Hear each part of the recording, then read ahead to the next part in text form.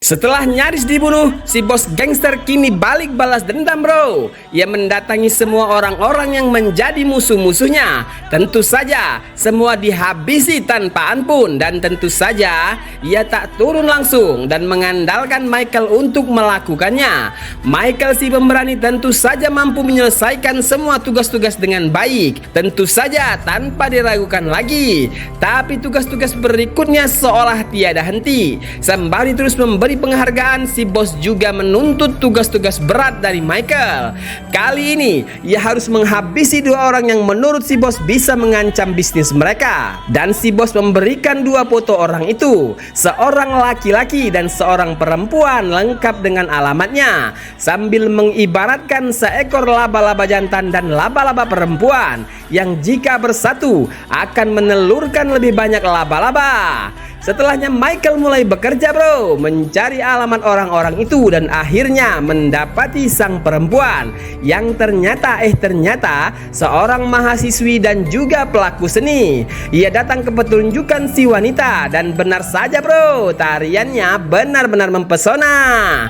Sampai-sampai mata Michael tak berkedip dibuatnya. Hahaha. Tapi bukan soal tariannya saja bro, Michael sangat tertarik dengan keterampilan si gadis memainkan biola. Dan seketika itu mengingatkannya kepada mendiang ibunya yang sudah tiada bro. Setelah itu mulai timbul keraguan-raguan di hatinya untuk menghabisi gadis cantik itu bro. Sebaliknya ada ketertarikan yang mulai dirasakannya. Setiap malam ia susah tidur dan susah makan sebelum melihat si gadis idaman. Walaupun hanya sekedar atap rumahnya bro. Hahaha. Jatuh cinta ini bro. Singkat cerita, keduanya akhirnya sama-sama jatuh cinta dan Michael tak menjalankan misi sesuai perintah. Lalu tak lama si bos mendapatkan kabar tentang itu. Bisa ditebak apa yang akan dilakukannya? Tentu saja mengirim orang untuk menghabisi si gadis dan juga Michael. Mereka menemukan keduanya di rumah. Mereka seketika menyergap dan masuk ke dalam kamar, menyerang Michael yang sedang leye-leye sama si gadis bro. Dan tentu saja Michael yang punya segudang pengalaman tak mudah dikalahkan. Ia berhasil membanting orang-orang itu, mematahkan tangan-tangan mereka dan juga menikam mereka.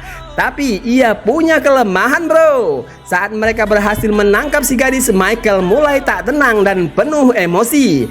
Ia bertarung tanpa konsentrasi dan orang-orang itu akhirnya mendapatkan kesempatan dan menikamnya dari belakang. Lalu setelahnya mereka meringkus Michael dan mengarungi kepalanya.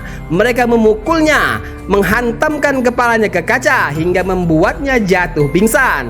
Bagaimana kelanjutan kisah Michael ini bro? Tetap di sini di next video bro.